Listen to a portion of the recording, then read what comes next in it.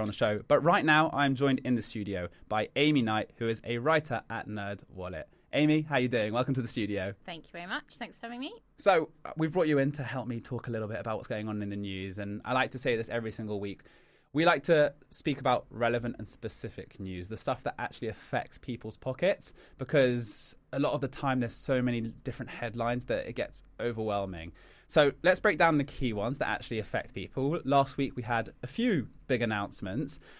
First up was inflation rates. Down to 2%, which is the target, finally. Yep, woohoo celebration-ish. half a woohoo. I mean, it's kind of like, yay, but also like, what does this actually mean? And at the same time, things are still getting more expensive. And the other big announcement, unsurprisingly, was the Bank of England holding interest rates. Again, 5.25%.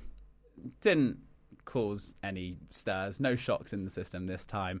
So what are your thoughts about them holding in the first place? Are you surprised, or are you, as like everyone else, or like me in particular, more of the same? When's it going to drop? This kind of seems like we're stuck here forever. Everybody's definitely feeling a bit jaded by the whole interest rate dialogue. I wasn't surprised because literally nobody was predicting a rate cut in June, but that's not what it looked like a few weeks ago. 20th of June, which was the last MPC meeting, that's the Monetary Policy Committee, happened to be my birthday, so I was really hoping we were going to get good news. But the Monetary Policy Committees, this is part of the Bank of England, they are separate from government. So I think the first thing that's important for people to understand is that although there's rumours flying around about the election, the decision to keep the base rate the same was nothing to do with politics. It's very separate, and the Bank of England are trying to keep the economy stable, and they're doing that by looking at years worth of data. So we're obsessing about month by month data releases, maybe what's happened over a quarter. They are literally looking at the history of the British economy when they're trying to predict the twists and turns of what interest rates and growth in wages and things like that are going to do. So that's quite separate. It has still been frustrating and disappointing for people who had hoped that rates would start coming down in June, particularly for first-time buyers who have spent months, if not years, watching and waiting for the borrowing situation to improve. Right over here. And what I would say to those listeners is actually the most important thing is your own budget, your own personal financial situation, because buying a house is one of, if not the biggest financial commitments you're ever going to make. It's a long-term decision, and it's more about how much time you're going to spend in the market as against timing the market. Yeah, classic. I've heard that with a lot of things in personal finance. That kind of rings a bell when you talk about investing as well in general. But I feel like if you cast your kind of memory back to the beginning of 2024, I mean, how many interest rate drops were the markets factoring in? Was it 3 or 4? We were very optimistic back then. I think at one point someone was predicting that interest rates were going to be below 4% by the end of 2024 or the start of 2025. Okay, that's off the table now. We'll be lucky if we get 1, maybe 2 in by the end of the year as a bit of a prediction. I mean, I think that the kind of consensus is that the likelihood is we might have a good chance in August. So that's the next announcement coming up in 6 weeks. Yeah. We might start to look at a 5% or a 0.25% drop. Is this something that you're calculating as well? I wouldn't say calculating. Hoping, praying for. Definitely hoping. Yeah. And I think I don't know about probable, but it's definitely possible we could see another rate cut later on in the year if the services inflation starts to cool down. That's the main reason why the Bank of England have had to hold rates where they are, because although we've seen food prices, the inflation on food has cooled down. That means it's rising less quickly, and even some food products have actually dropped in price. Energy, we're not sure what's going to happen around the corner, but right now, energy prices are also not too frightening. Yeah. But the services sector, this is where companies rely on staff that they have to pay wages to, and wages are growing. They are. And that inflation is what people have been talking about as sticky and why they've not been able to bring it down. So if in August, when the Bank of England Monetary Policy Committee meet again, if that services inflation is starting to slow down, we could be more optimistic of a following rate cut. Yeah, so just to kind of fill in anyone listening, the Bank of England don't just see that 2% headline, which is CPI. They're not just looking at this one basket of goods. They look at a number of different types of inflation, one which you were talking about, the services level of inflation, which looks at, general wages of different sectors. That's not cooling down. There's also core inflation, which is, the core things that we're buying. That's also not as low at 2% right now as well. And they have to factor all this in. So having seen the data, the latest announcements in terms of inflation, do you think the Bank of England are doing the right thing, staying cautious at the moment and not making these rash decisions? The last thing they want to do is trigger another inflationary spike. We've made so much progress. It's been a very slow, painful journey to get where we are. We've had to suffer with these high interest rates. As soon as we start making progress, we don't know reverse that. So that's where the caution comes in. Yeah, and they were so slow to react the first time round when the shit was hitting the fan, like 3 or 4 years ago. The Bank of England were very slow to react. So here, I feel like they're being extra cautious. Like, we're not going to just change things because it's going to help, someone over the next 3 months. They're looking at the next 3 to 5 to 10 years to make sure scenarios like this really don't affect our economy again, which you have to think is a good thing. But obviously, when you look at the individual, like you mentioned, people like first-time buyers or people coming off of mortgages, they're the ones suffering as a result of this, which is really unfortunate. But I remember someone was telling me, if you go back literally 20 years ago, rates of 5% were unheard of. People thought that they were doing really well in the mortgage market when you were getting 5% interest rate. It's just this, what's it called? Recency bias. Absolutely. That we have this idea that we deserve 1% mortgage rate.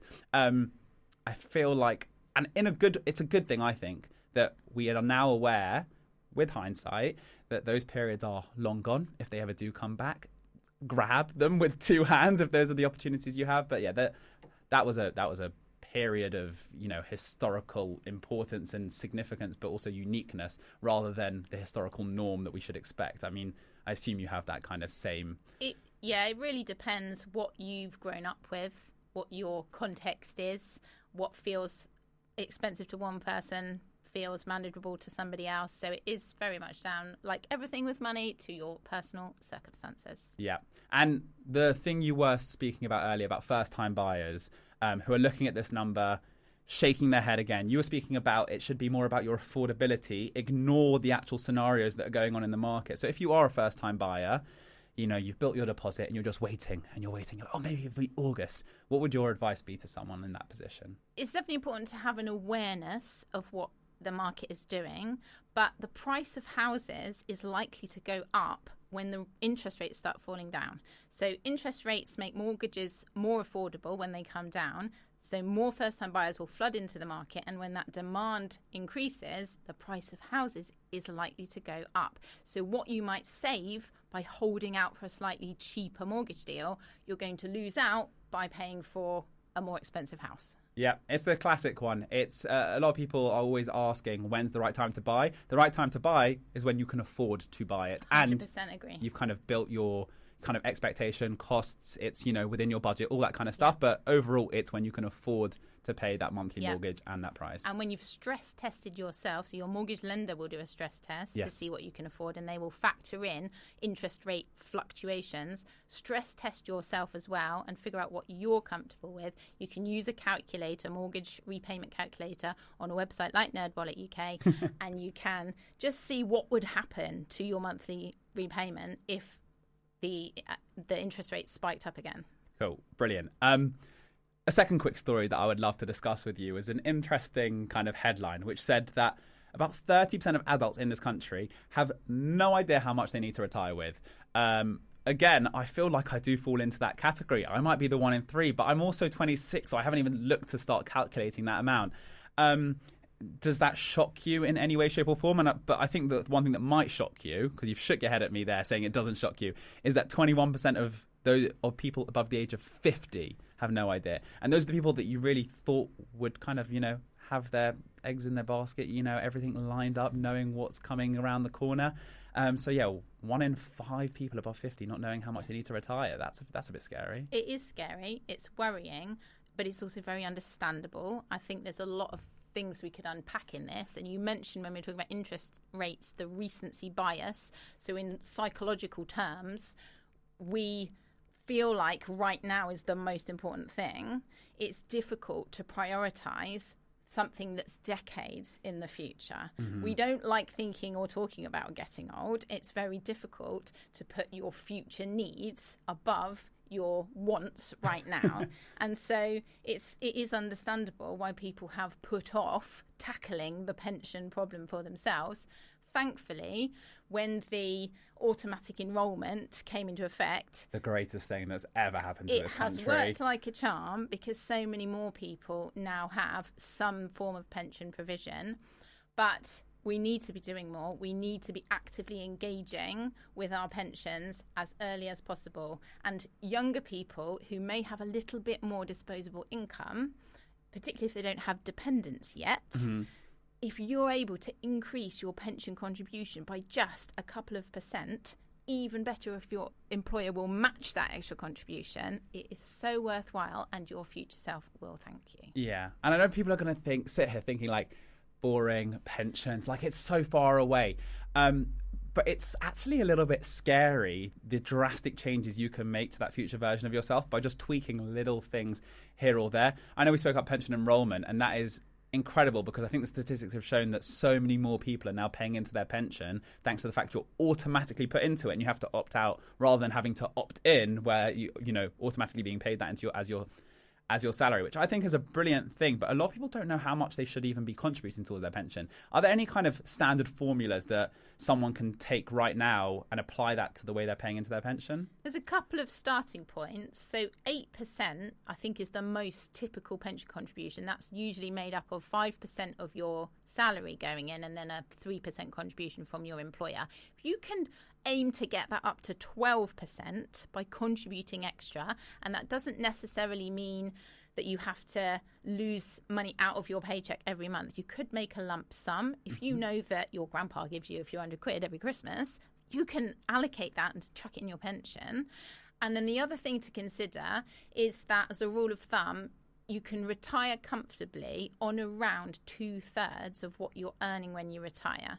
And for younger people, hopefully their salary is going to go up quite a lot. But if you, again, go back to your budget and look at, right, what are the kind of outgoings that I'm not going to have when I'm not working anymore? If you drive to work, the costs for your car, the fuel, the tyres, take those things out of the equation. You can see how, okay, yeah, 2/3 of what I'm living on now might see me through when I'm retired. So again, I would encourage people to go online and play around with online calculators. If you've got a pension, well done you. Go and log on to the platform and see what happens when you dial that percentage contribution up a few notches, and see what happens also with your retirement age. I think it's really important that we have conversations now about the reality of people needing to work much later in life and continuing to contribute to their pension into their older years. Yeah, and I always like to tell people that pension match scheme. So if you are employed, this idea that your employer will match, if you put in 5%, they will put in 3%.